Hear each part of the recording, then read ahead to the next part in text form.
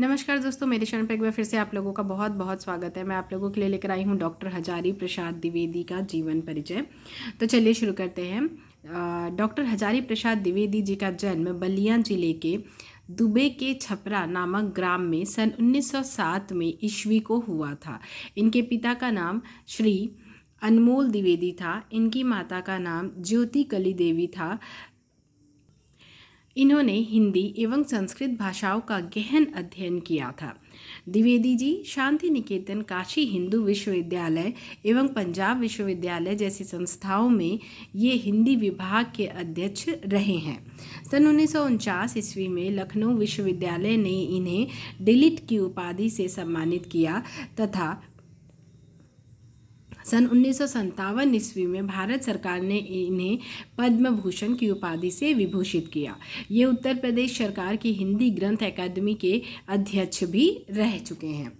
उसके बाद इनका साहित्यिक परिचय। आप लोगों को एग्ज़ाम में मोस्टली अब वर्ड लिमिट के साथ क्वेश्चन आता है और उसमें जीवन परिचय के साथ उनका साहित्यिक परिचय और उनकी प्रमुख कृतियों के नाम पूछता है। तो वो सारी चीज़ें मैंने अपने इसमें जीवन परिचय में मेंशन की हुई हैं। तो चलिए आगे देखते हैं साहित्यिक परिचय। आधुनिक युग के गद्यकारों में आचार्य हजारी प्रसाद द्विवेदी का महत्वपूर्ण स्थान है। हिंदी गद्य के क्षेत्र में इनका साहित्यिक परिचय निम्नवत दिया जा सकता है। एक आलोचक के रूप में, पहला, आलोचनात्मक साहित्य में द्विवेदी जी का एक महत्वपूर्ण स्थान है। सुर साहित्य इनकी प्रारंभिक आलोचनात्मक कृति है।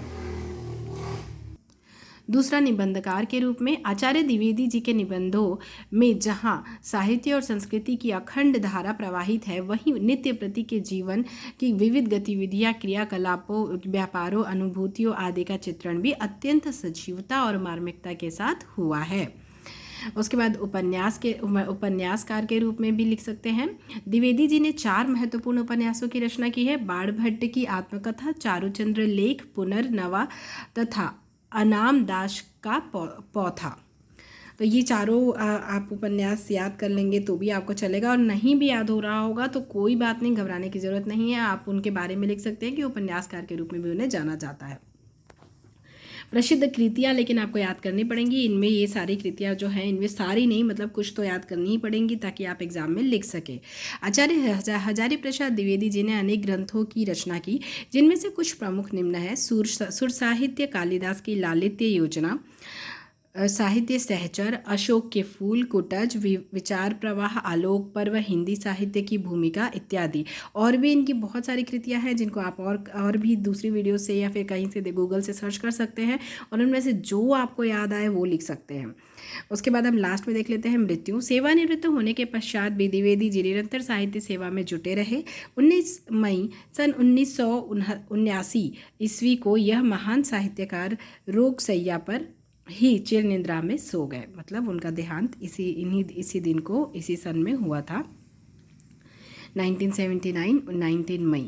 सो फ्रेंड्स, अगर वीडियो पसंद आई हो तो वीडियो को लाइक कीजिएगा, शेयर कीजिएगा। चैनल पर नए हैं सो प्लीज़ चैनल को सब्सक्राइब करना बिल्कुल भी ना भूलिएगा। मैं मिलूंगी आप लोगों से अपनी अगली वीडियो में। तब तक के लिए bye bye, take care, thank you so much for watching. Exams के लिए ऑल द बेस्ट।